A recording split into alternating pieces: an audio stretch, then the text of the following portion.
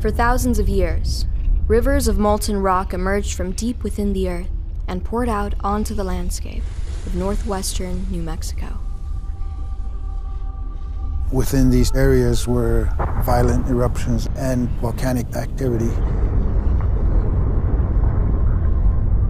It's a very dynamic landscape, and it's evocative of things both past and future. You just kind of see these lava flows around you that speak of an instant in geologic time where there was chaos here in the landscape.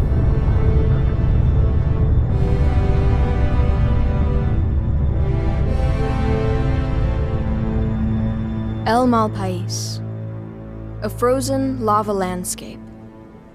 The eruption ceased long ago, leaving behind more than 175 square miles of extraordinary volcanic features. Lava comes from within the earth.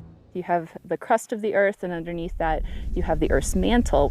And lava comes from that melted mantle. It works its way up through the crust as magma, and then it finds some sort of crack or some way to get to the surface where it erupts as lava. The El Malpais landscape is what we call a lava flow field, and it's part of the Zuni Bandera volcanic field of western New Mexico. And this is a world-class observatory for understanding how large lava flows work.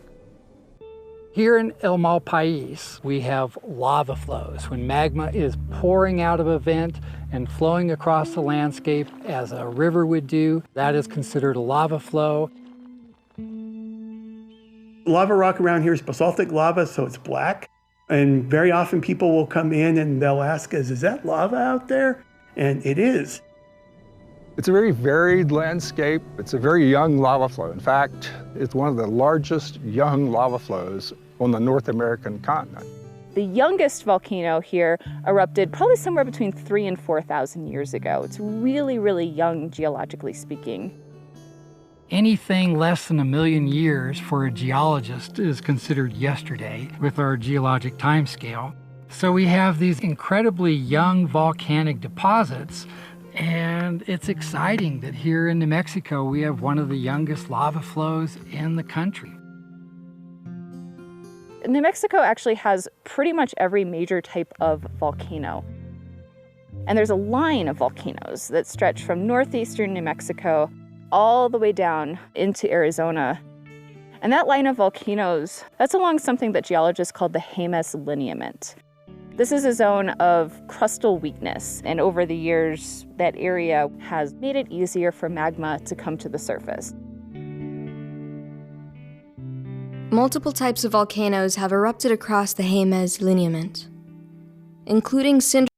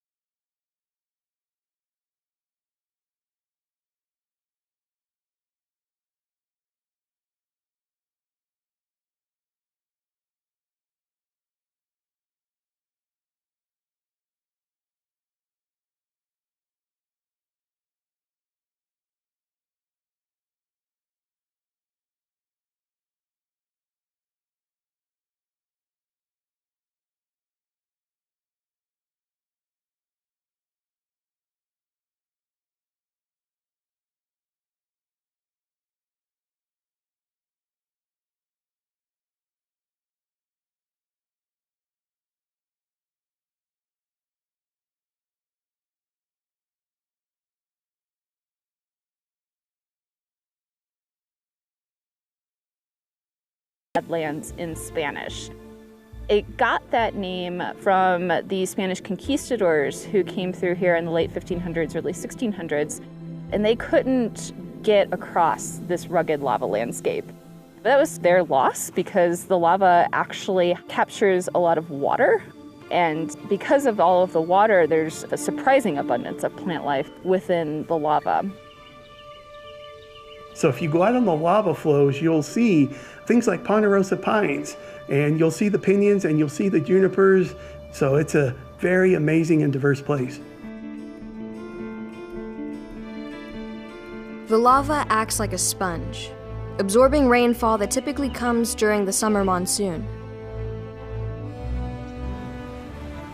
The monsoon is a weather system that forms during July and August and brings much-needed rainfall to the entire southwest region. At the height of the monsoon, the desert comes to life with lush grasses, vibrant wildflowers, and a landscape filled with color. As the rain falls, depressions in the sandstone known as tinajas fill with water and come to life with tadpoles, fairy shrimp, and other small organisms. Many tinajas can be found at the Sandstone Bluffs area. An escarpment along Highway 117 that towers above the lava fields and provides sweeping views. If you stand at Sandstone Bluffs, the sandstone that you're standing on is probably around 160 million years old. Right at the base of that is a lava flow that's around 3,000 years old. So you're going from super old to super young, and you're looking at a very dynamic landscape.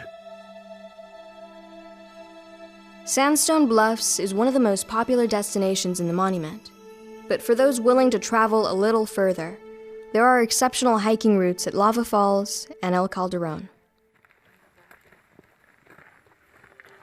The landscape at Omalpais is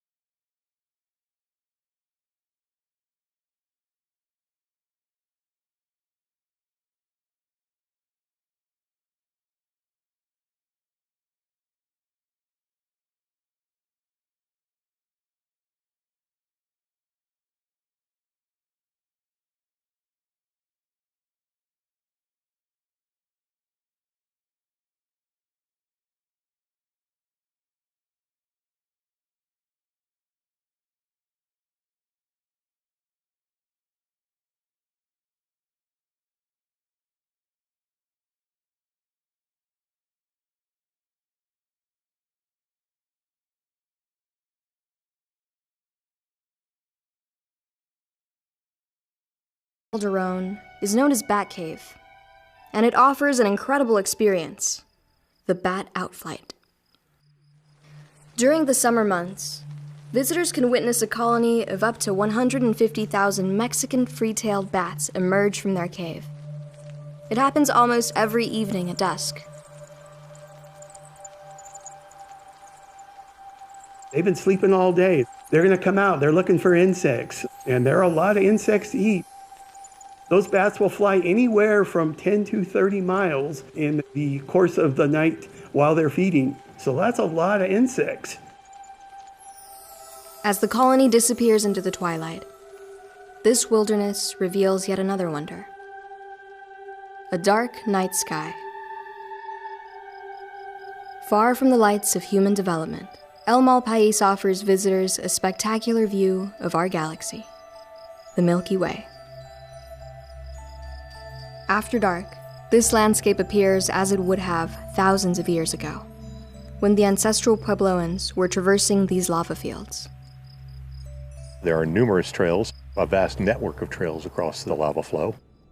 An example of that is called the Zuni-Acoma Trail or Acoma-Zuni Trail, depending on which side you start. Members of the Puebloan community still follow this ancient trail as a way to pass cultural knowledge from generation to generation. These are very sacred sites. This was a trade route that our ancestors used. Along this trail, going down to Zuni, going down to Acoma, and further on to our fellow Puebloan communities out there. Beautiful trail. I like it. It's really beautiful, and I suggest other people come to see it. I think understanding that this